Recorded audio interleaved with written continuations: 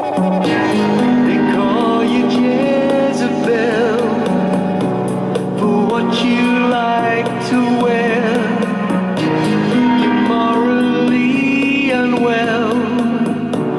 They say you'll never care for me, but what they fail to see is that you're gay. Betty Kostelecki. It's a beautiful name. Betty Kostelecki. Not even worth the time and video used to spew this garbage. Obviously a bitter person, very angry, judgmental. If you're a brother, you just gave a terrible witness.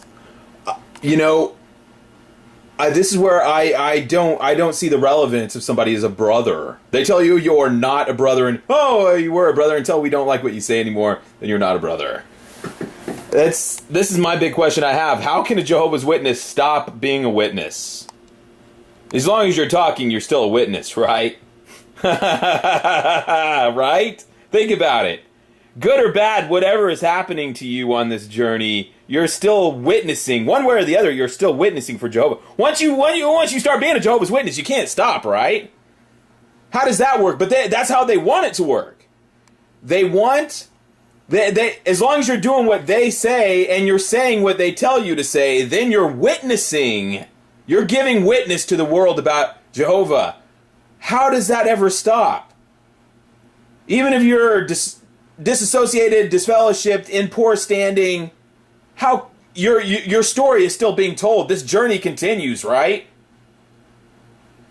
Think about it. Once you start being a Jehovah's Witness, how can you stop? Because even if you get disfellowship, it's still something that's happening to you. This story is still unfolding. This is real stuff happening. And, well, we'll leave it there, but it's sad. Yes, there's terrible witnesses being given, but it's a composite thing, isn't it? Because I can't do all this stuff by myself. There has to be other. If it was just me alone on a desert island, none of this would be happening.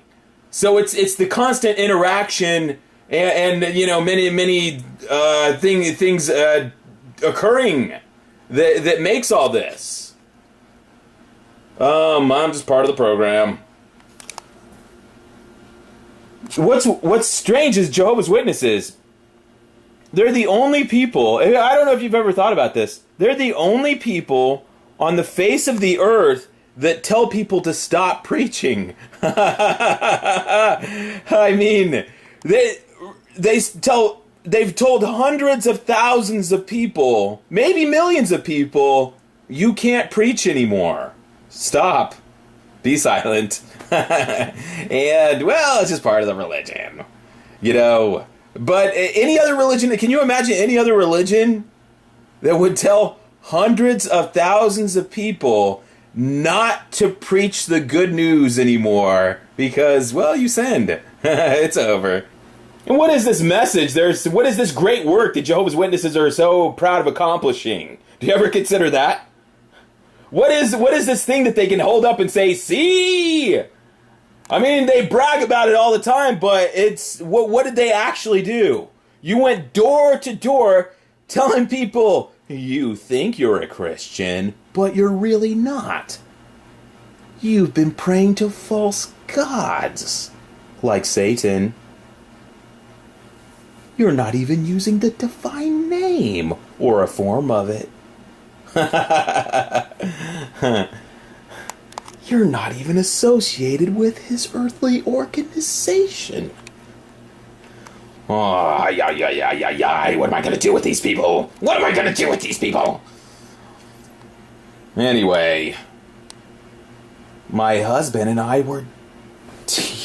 Oh, shit! What happened there? Well, we won't tell anyone. Well, where do we leave off with Betty here? Let's rejoin Betty in the heat of battle. And she said, "You didn't have a previous lifestyle. That was what most in the world have, and changed once you learned the truth." I don't understand that.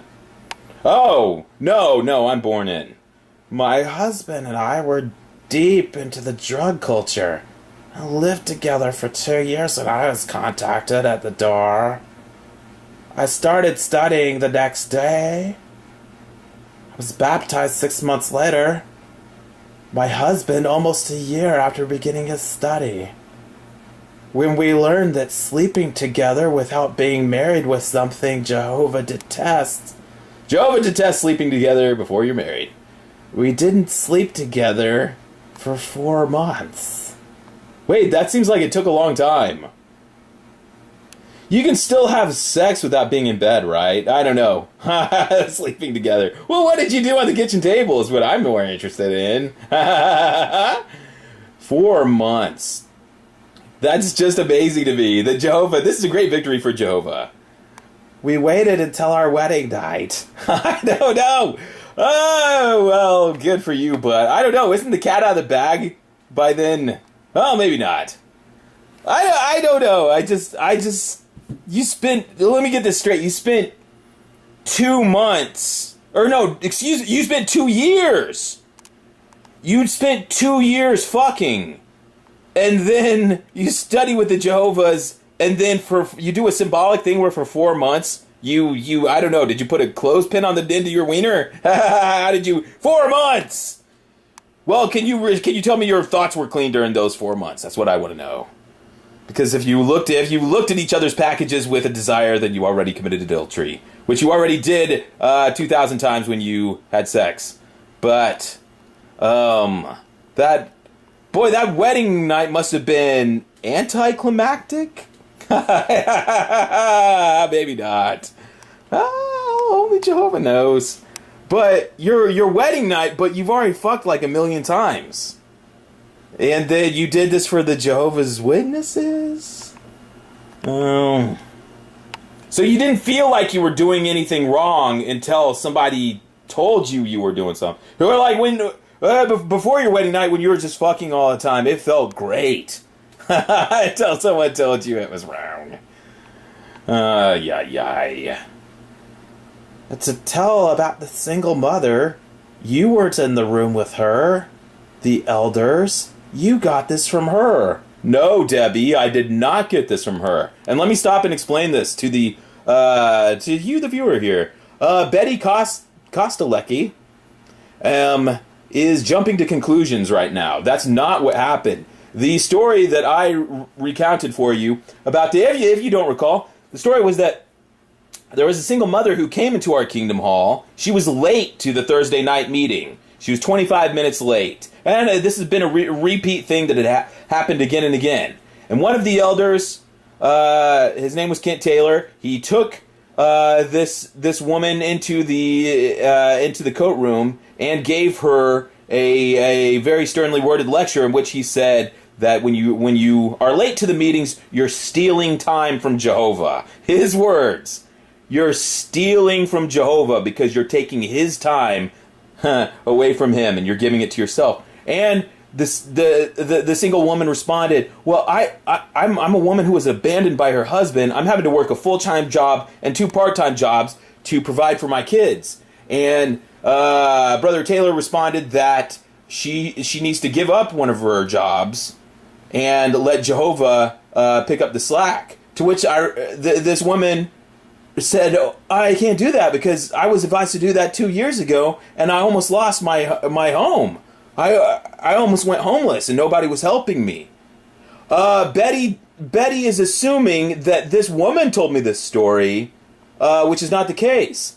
I heard this story firsthand because I was I was actually working the sound department, and this was directly after the meeting, to which our sound department is in a cubby hole that it is an attaché of the back coat room. So this experience is one that I overheard happening in the coat room. She assumed, this is a very Jehovah's Witness thing to do, to assume the worst about somebody. Do you really think that this single mother went around telling people about this conversation? First place they go to, immediately they turn into Transformers and jump to the defense of the elders. Nothing I told you about this single mother touched your heart, Betty, and that is what's really sad. This poor woman, she's probably still working 3 jobs and trying to go to the meetings. God blast it. So instead of thinking there's two sides to every story, you have done those brothers an injustice. I know we've had sisters stay with us for as long as 4 months. Just out of curiosity, was that the same 4 months that you weren't having sex with your husband? That you had these... I'll stop. To help them get back on their feet. Have played with their children. Fed and clothed them along with the 3 daughters we have. We have been in the truth for 34 years. There have been times I've been meeting with the elders, whether it was in the Kingdom Hall or my home. Those experiences have always been positive. My husband is an elder. Wait, you're an elder's wife? And you're watching my video about Prince? And we'll continue here. My husband is an elder, I see. Being an elder's wife, how much time and energy he spends helping others, taking care of those who are infirm. Has lots of responsibilities that keeps him so busy. We have to buy out time to spend with each other. And I don't begrudge 1 second of the time he spends. And another little birdie in your ear, I'm disabled. And for personal reasons, and I am unable to go door to door. The internet is my territory. Betty, are you counting this time right now? And we'll get back to this later. I have a sinking feeling that Betty Kostelecki is counting her time on YouTube. And I have Bible studies in line with people as far away as Australia. These are people who wouldn't have listened to us at the door. No, Betty, that is not a Bible teaching. Did you study the Isaiah book at the Kingdom Hall, where we learned that Jehovah calls people to his holy mountain, and it's a call and a response? You cannot take credit. But Betty, this is not the first time I've heard this. I've heard people use language similar to this. Whoa, you're witnessing to someone at work. Well, that's someone we might not be able to reach at the doors. You're here. No. You're taking credit for something Jehovah does on his own. And it's something that is... It's very commonplace with Jehovah's Witnesses. When you turn in field service time, you're taking credit for something Jehovah's doing, right? The word I, me, we, us, and field service should never even take place. This is Jehovah. Jehovah calls these people. Nothing can separate from Jehovah with the people he loved. And you're saying that if you weren't doing your internet, are you Skyping with some person in Australia? How did that come about? But, nonetheless, never to wherefore, Jehovah is the one who is conducting the study. You are the one taking... You're saying that if this internet territory, you didn't think of this, then this person would just die at Armageddon. How can that be? These people who wouldn't have listened to us at the door. That doesn't make sense. They would listen to you over the phone or over Skype, but they wouldn't listen to you at the door? Jehovah has sent me so many people to work with. But he wouldn't be able to do that at a door. This is not the first person I've heard say something to this effect. And the joy I feel of doing this is incredible. And this is from somebody that went 4 months without having sex and then blew their load in one night. You are so off the mark on just about everything. I've danced at many weddings. I thought you were disabled. Well, maybe it was in the past. Maybe that was a long time ago. I've been to many parties and have given some too. We have congregation get-togethers often, and in the past I played guitar and sang some funny songs. I've come from many places, including the Dr. Demento show when it was on the radio. I've played guitar and sang for over 40 years. Let me get this straight. You're an elder's wife who used to be in the drug culture, who is disabled now, and plays guitar and dances at weddings. This has never been discouraged. Quite the opposite. No one has asked me to give up my music. This is just garbage. You're angry about things that aren't even an area of contention. You talk a lot about money. We had people in our congregation who had money and they did things with money, like taking them to a cabin and they rented in the winter, spend a day snowmobiling, or even out on their boat. Treated them to dinners they would never have been able to afford. I wished I had gone to your congregation, Betty. It sounds wonderful. Invited them to their homes for dinner and to play card games. Just, when are you guys squeezing field service into all of this? This sounds incredible. You're living a beautiful lifestyle. Could you please tell me the name of your congregation? I will reintegrate myself into the truth if I get to live this Ivy League lifestyle that apparently was in your congregation, and I was just in the wrong place at the wrong time. My husband and I are far from having enough money to live on. Yet we never go hungry. The friends send us meals and help in other ways. A sister recently took me clothes shopping and spent over $300 on me. I don't know, is any of this sounding real to you guys? Maybe. I don't know. I just have this very haunting feeling that Betty is BSing me right now. Has anyone at the Kingdom Hall ever walked up to any of you and say, well, I just want to take you out clothes shopping. Spend $300 on you. Does this sound like people who just ignore others? Who have less? I was in a nursing home for a month about 4 years ago. But you're snowmobiling? Wait, okay. Let's scroll down here. Michael Jackson wasn't disfellowshipped. Well, see, I had already been told that he was. I'm sorry. I had been told many times that Michael Jackson was, in fact, disfellowshipped. All of a sudden, magically now, he wasn't. There's been new light that Michael Jackson wasn't disfellowshipped. You, the viewer, were you told that Michael Jackson was disfellowshipped or not disfellowshipped? Growing up in the 80s and 90s. Type your answer below. He disassociated himself. He chose not to be a witness anymore. All else aside, to use the language you do shows a huge weakness of control.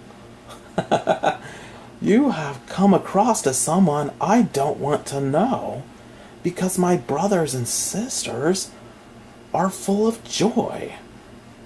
And it's very much noticed by the people around them.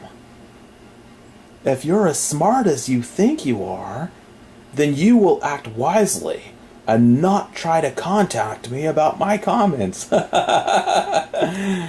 I'm not a person who will tolerate the poison you have spoken on this video. And I'm extremely insulted with how much you have used the word douche when talking about others. Okay, we'll end it here. Jehovah reads the heart, not you. Thank goodness. Betty Kostelecki. It was legendary. Johnny Glaze. What do these people do with these names? I like the part where you get hung up on. Me too. It really helped bring out the dark, unfriendly side of the Kingdom Hall. This guy's an idiot. He is moot pointing a good illustration. Obviously, it's not in reference to someone with a mental disease. The mental disease's figurative reference is about spiritual untruths and how they can poison someone's thoughts. Hi, Johnny. can you cite a specific Watchtower article for that explanation? Or did you just make it up? Let's come up here. Once again, you are just moot pointing. Moot pointing? Your general agenda is to harass or embarrass. You fail to see the value of a good illustration. The Bible says Jesus would only use illustrations when he spoke to the people. To be Christ-like, we must do the same. This will be the last time I respond to you. You are a liar. The Watchtower does not say former members' words may be diseased in a figurative or illustrative sense. It says apostates are mentally diseased. Do you realize by falsifying Watchtower doctrine you are an apostate? Begone, you coward. No response is needed. There's a lot of wiggle room here for Jehovah's Witnesses as far as the mentally diseased thing go. And if you know, there's been a lot of, if you talk to a Jehovah's Witness, they're all over the place because they have lots of fluctuation there that they can work with. Now, if a Jehovah's Witness was talking to somebody like a news reporter or a newspaper or their Bible study saying mentally diseased, or they say, "Oh, it's just a figure of speech." Oh, it's just If somebody in the world were to ask them, do you really say that people that used to be Jehovah's Witnesses are mentally diseased? It's just an illustration like they use in the Bible. But if you, the viewer, I invite you, call your local Kingdom Hall, call up an elder and say, my mother says I'm mentally diseased because I'm a disfellowship apostate now. That's just a figure of speech, right? I'm not really mentally diseased. And see what they say. They can really tighten the screws in when they need to. And they do it.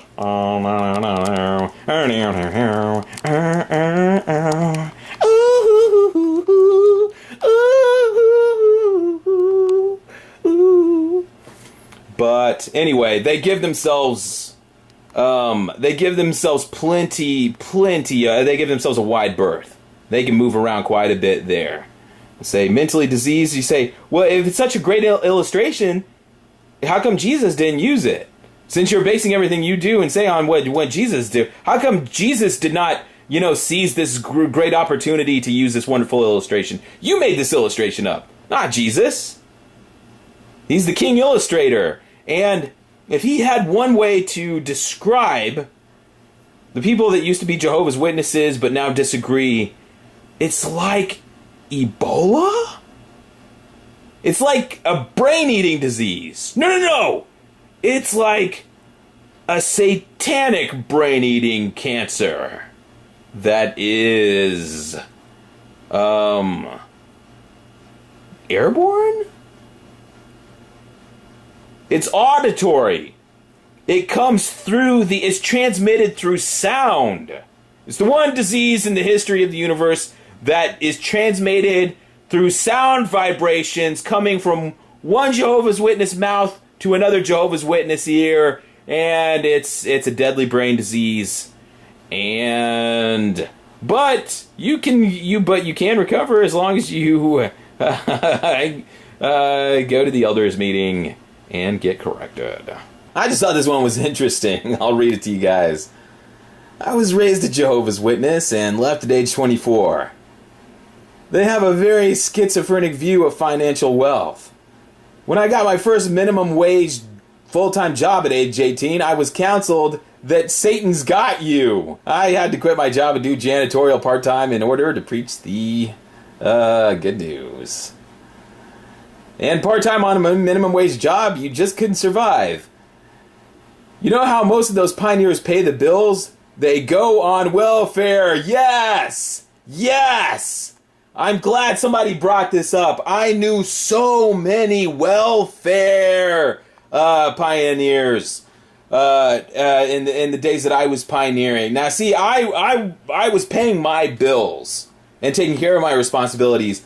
I knew a shit ton of people that were gaming the system, pulling some sort of welfare fraud, pulling some sort of people that were too disabled to work but could go out and serve it. And the thing is, they didn't even keep it to themselves. They they were almost pleased about it, and they made it. They kind of broadcasted out there that they had finagled their way into disability fraud. That they would pretend they would have seizures. I'm the bad guy. I knew so many people that were faking something a la carpal tunnel syndrome. I mean, they'd come up with these very plebeian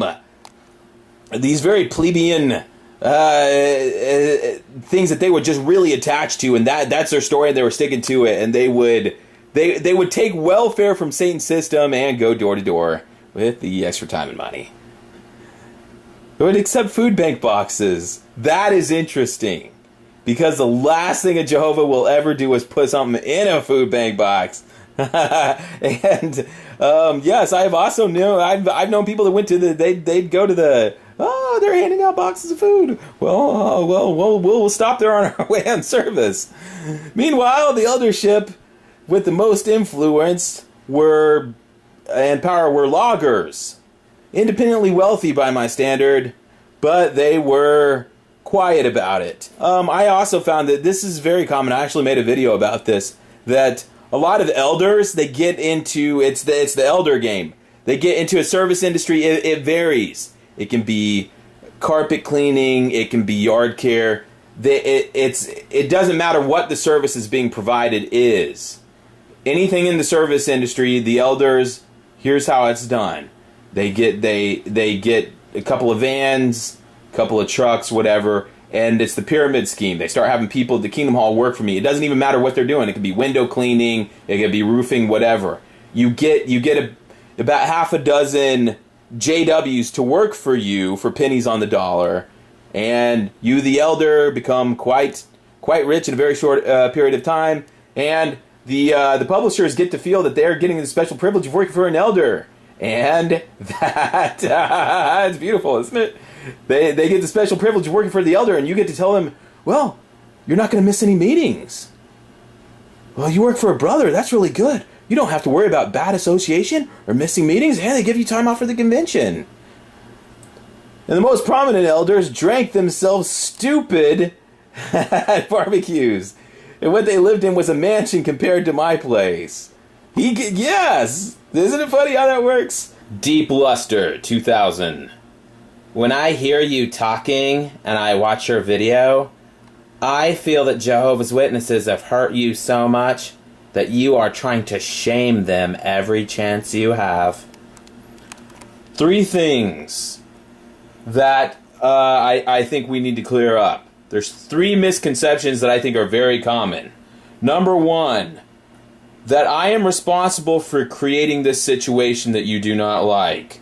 Number 2, that I am not fully within my rights to act out my part in this opera. Number 3, that this isn't supposed to be happening, or that it shouldn't be happening,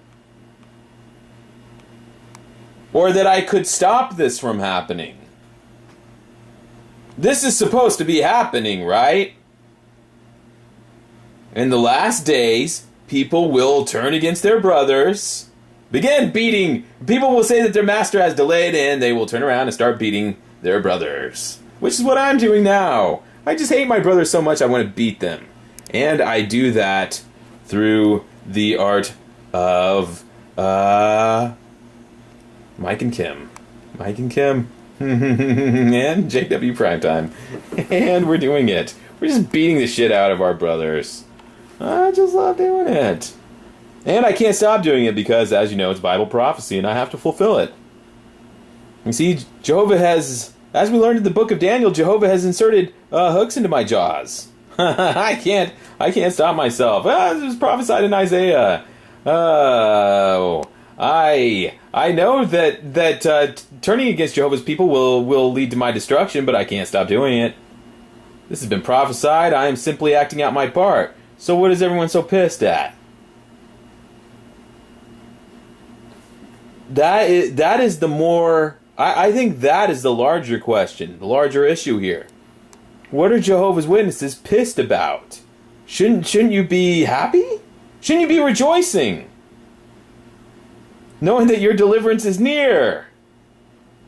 I am the wicked slave. I am beating my former brothers, and this just means that Jehovah and Jesus, see, they psyched me out.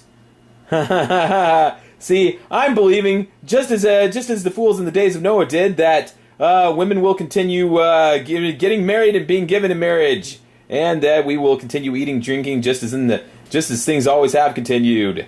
I'm under that illusion. See, I used to think that Armageddon was imminent, but at the last final second, I gave up. And the joke's on me because Armageddon is just getting warmed up. But at the last second, I failed Jehovah and I turned against my brothers here. So this is supposed to be happening, right? This shit is supposed to be going on. What's everybody so mad at?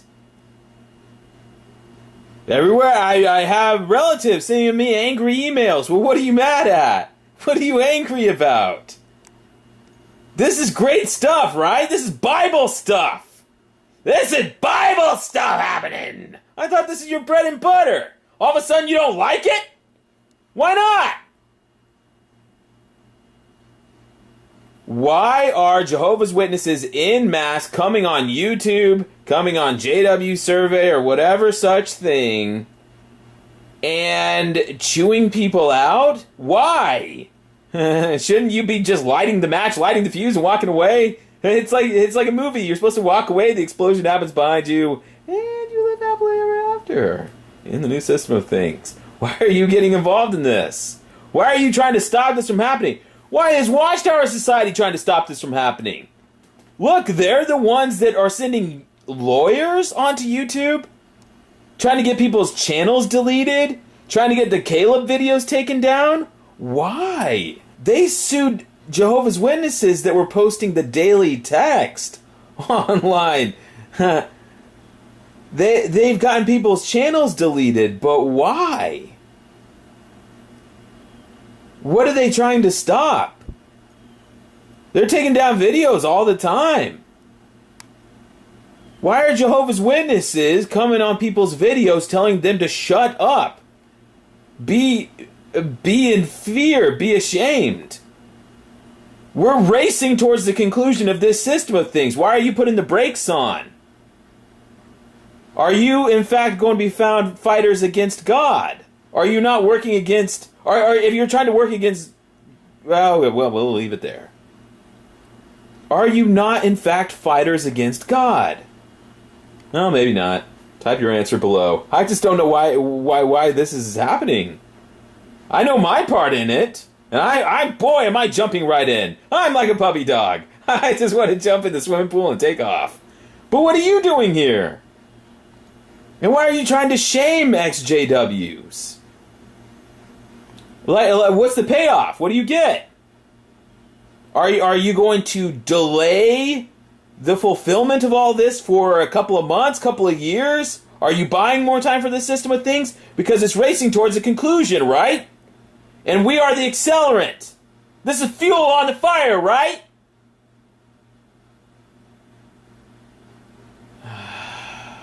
I guess you know what you're doing. We have some weird ones out there. Oh, yeah. Oh, yeah. They're trying to stop it from happening.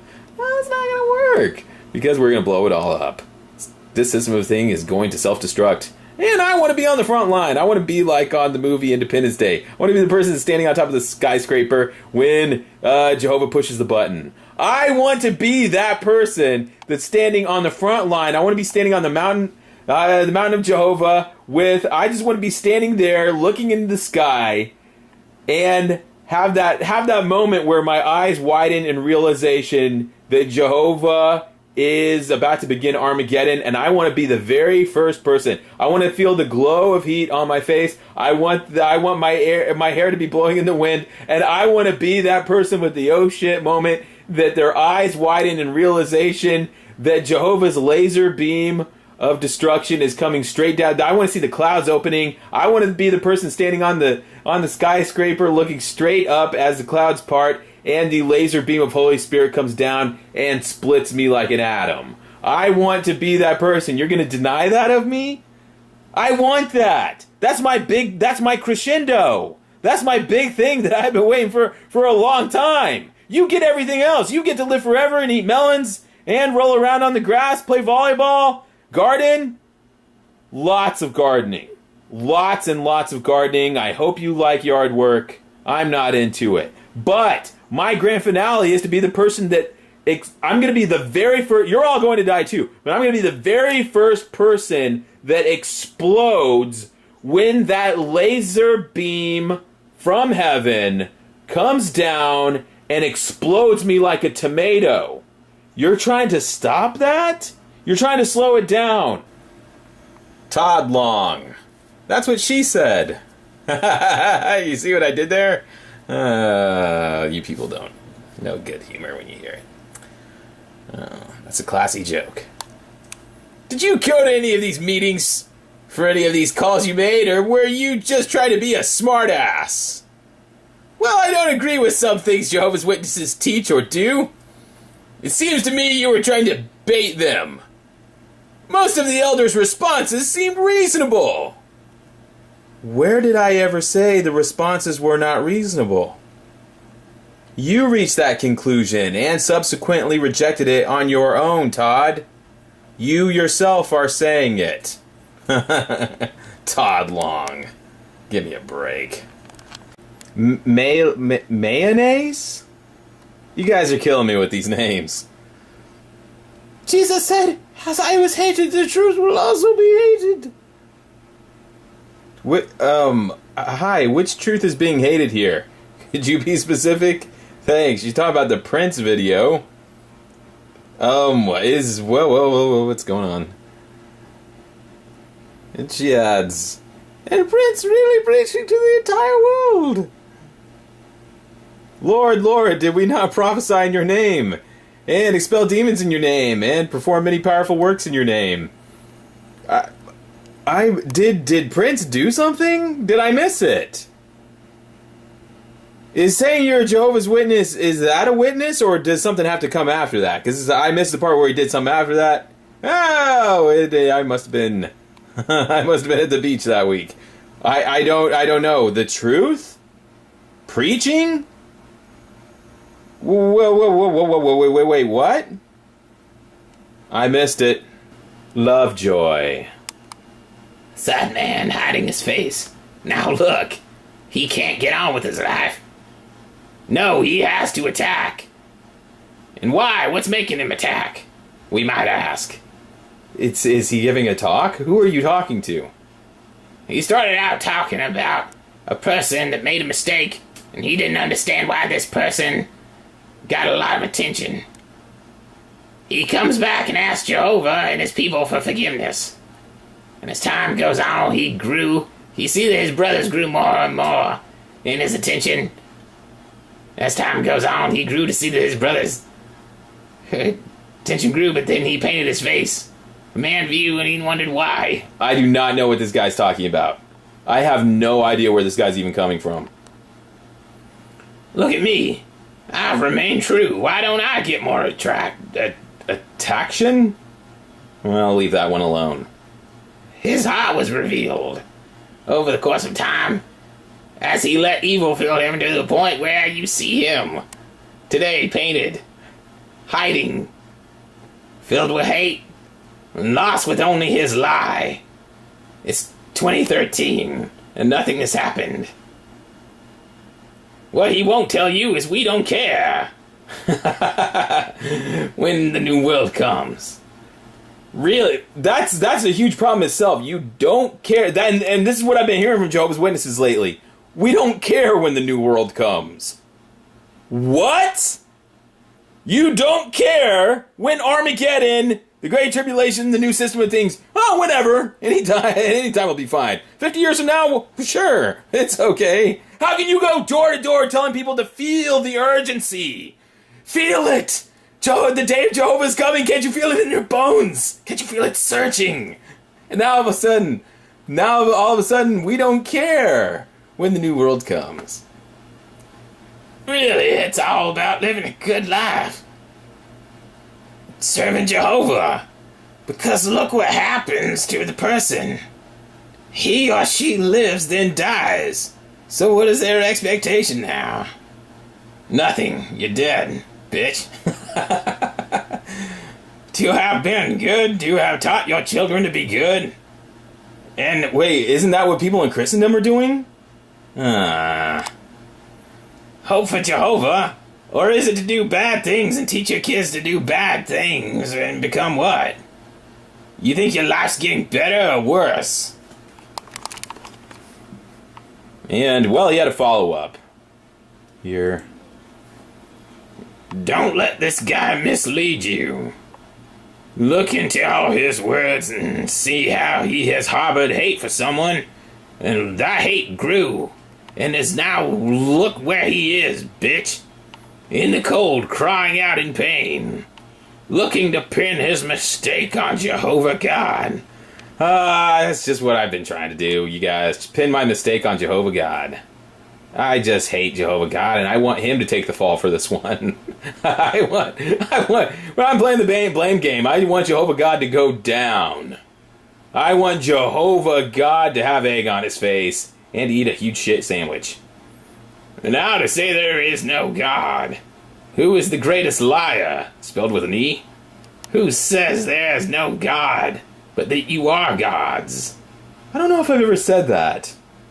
I'll have to go back and watch some of my videos. I remember now. I did say there is no God, but all of you are gods. I remember that. I just forgot for a minute. To the lost there is no hope, but to the few there is. I guess. Well, sadly it's true. When I made this video, I was an apostate, trying to trick my subscribers into dying at the Battle of Armageddon, but now I have repented, and I'm currently going through the reinstatement process. And, well, I just wanted to give him a happy ending. And here we have... Oh, this one was interesting. This is John Searing. He said, talk about hitting the nail on the head. I laughed so much I had to wrap a stocking around my head to keep the brains from falling out. Prince was an easy target, though. I remember being at a party at an elder's house back in November of '74 in Philadelphia, drinking, dancing, and card playing. I had been admonished just a few months earlier because I did a card and coin tricks and like to play chess.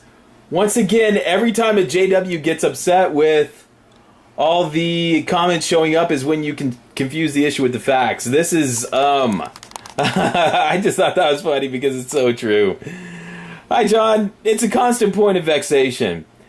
The Watchtower's many areas of conscience are always in flux, and without fail meeting up with the rigid opinions of other brothers allowed to enforce their own personal opinions and interpretations upon you at whim. It's a recipe for disaster. This guy, he did coin and card tricks, apparently, at a get-together, and somebody took offense at it, and they shut him down. That's the incredible thing about the commenters on here. Anytime you say, well, we weren't allowed to do this or this or this, they say, oh, well, I was encouraged to do it, magically. Anything that you complain about not getting to do as Jehovah's Witness, they say they were allowed to do it and they don't know what you're talking about because that was a matter of conscience. But if things are a matter of these matters of conscience at the Kingdom Hall, how is it that when somebody gets offended at it, you have to stop? And anyone can take offense at any time for any reason, and all they have to do is tell an elder, and then you have to stop. Then it's not really... What happens to say, well, I thought it was a matter of conscience. Well... it is, but no. And anyway, well, somebody decided to jump in here. Heard it's Ray Girl 7. Things have changed since 1974. Since then, the elders have been counseled on judging others. In the past, they did not come down on the elders on the way of doing things like they do today. As an organization, they are constantly making adjustments with time because there are new things that they learn about the Bible at the branch office. Well, they're just constantly learning new things about the Bible at the branch office. Not all elders are perfect. Let me read that again for you. Not all elders are perfect. They never profess to be. But most try to follow the Bible. Let me read that one again for you. But most try to follow the Bible. Oh, there's a read more. But most try to follow Bible guidelines. And when they see something that needs to be considered, they usually counsel brothers internationally. What? I guaranteed, past tense, if you have talked to another elder about this elder judging you, that elder would have counseled the judgmental elder. Wait, okay, wait, what? I guarantee that if you had talked to this elder about the elder judging you, that elder would have counseled the judgmental elder, stating that we are not to judge another person's situation and lifestyle, especially if they are not a JW. There are good elders, and there are elders who are constantly need adjustment. If they constantly need adjustment, maybe they should resign? That's the issue with being a human being. Scrunchy face. Oh, we'll move on.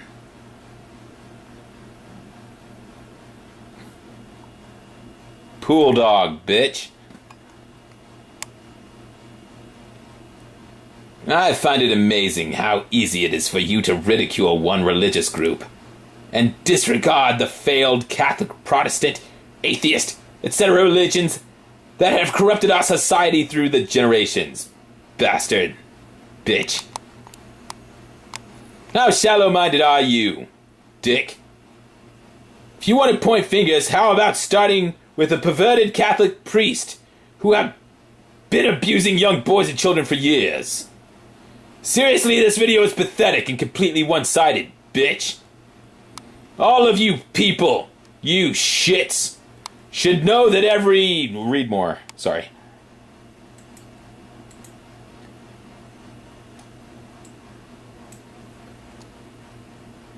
All of you assholes should know that every human is imperfect, but also allowed our own interpretation of the Bible. What? You're not allowed your own interpretation of the Bible? Wait, are you talking about When the time comes, we will all have to answer for our actions. JWs, Catholics, Protestants, Scientologists, Lutherans, etc. Every single religion out there has their own interpretation of how you must serve God or whatever deity they hold their faith in. This assumption of your cross-examination of one single person is pitiful at best. How about you put out a video on the Pope? That might actually be a little more interesting than your jealous, envious, disgruntled view you so diligently portrayed here, bitch. Well, okay, we'll do a Pope video. We'll just look up the Pope here on Yahoo. Pope, this is the Catholic Pope here, says about 2% of priests are pedophiles. Well, that's alarming, but could you imagine this being Anthony Morris III standing there, waving out of the Bethel Towers and saying, okay, about 2% of Jehovah's Witnesses are pedophiles. I'm just waiting for that day to come. It's coming soon, I'm sure. And let's read some more Pope headlines here. Pope asks forgiveness for child sex abuse by priests. Well, let's switch that out with Jehovah's Witnesses. Watchtower asks forgiveness for child sex abuse by elders. I'm sure that headline's on the way. And Anthony Morris III on Friday personally asked for forgiveness for child sex abuse by elders. Wouldn't that be an amazing news bulletin? Jehovah's Witnesses personally beg forgiveness for child sex abuse. Well, This is just what's in the news. I've been invited to do a Pope. This is recent Pope headlines. I just got the most recent Pope news here. I was told to do so by a Jehovah. Bishops will be held accountable for sex abuse. Okay, let's just Photoshop that. Jehovah's Witnesses will be accountable for sex abuse from now on. This is a promise that the governing body of Jehovah's Witnesses are making. Jehovah's Witnesses leaders promise to hold elders accountable for the protection of minors and begged forgiveness from disfellowship people and from the world for the victims of Jehovah's Witness sex abuse, as it held the first of many meetings with several abuse victims and survivors to beg their forgiveness. This guy's the Pope, and he's begging people for forgiveness and saying, yes, the children, they got naked. And we videotaped it, but it was wrong. They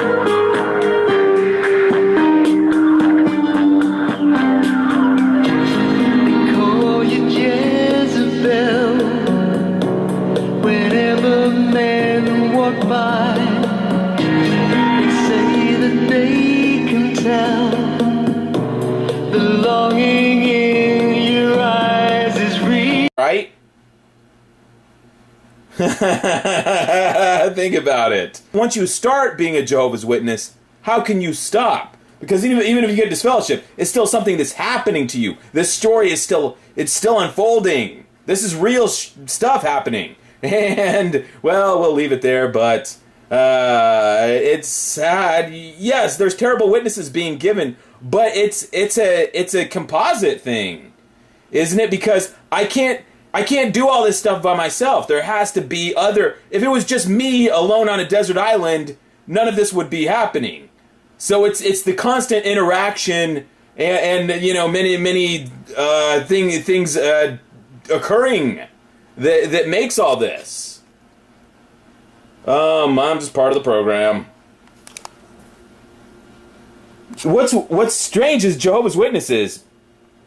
They're the only people, I don't know if you've ever thought about this, they're the only people on the face of the earth that tell people to stop preaching. I mean, they've told hundreds of thousands of people, maybe millions of people, you can't preach anymore. Stop. Be silent. And, well, it's just part of the religion. You know. But any other religion, can you imagine any other religion that would tell hundreds of thousands of people not to preach the good news anymore because, well, you sinned. It's over. And what is this message? What is this great work that Jehovah's Witnesses are so proud of accomplishing? Do you ever consider that? What is this thing that they can hold up and say, see? They call you Jezebel for what you like to wear. You're morally unwell. They say you'll never care for me, but what they fail to see is that you're gay. Betty Kostelecki. It's a beautiful name. Betty Kostelecki. Not even worth the time and video used to spew this garbage. Obviously a bitter person, very angry, judgmental. If you're a brother, you just gave a terrible witness. You know, this is where I don't see the relevance if somebody is a brother. They tell you you're not a brother, and you were a brother until we don't like what you say anymore, then you're not a brother. This is my big question I have. How can a Jehovah's Witness stop being a witness? As long as you're talking, you're still a witness, right? Right? Think about it. Good or bad, whatever is happening to you on this journey, you're still witnessing. One way or the other, you're still witnessing for Jehovah. Once you start being a Jehovah's Witness, you can't stop, right? How does that work? But that's how they want it to work. They as long as you're doing what they say and you're saying what they tell you to say, then you're witnessing. You're giving witness to the world about Jehovah. how does that ever stop? Even if you're disassociated, disfellowshipped, in poor standing, how your story is still being told. This journey continues, right? Yeah. To tell about the single mother, you weren't in the room with her. The elders, you got this from her. No, Debbie, I did not get this from her. And let me stop and explain this to the to you, the viewer here. Betty Kostelecki is jumping to conclusions right now. That's not what happened. The story that I recounted for you about if you don't recall, the story was that there was a single mother who came into our Kingdom Hall. She was late to the Thursday night meeting. She was 25 minutes late. And this has been a repeat thing that had happened again and again.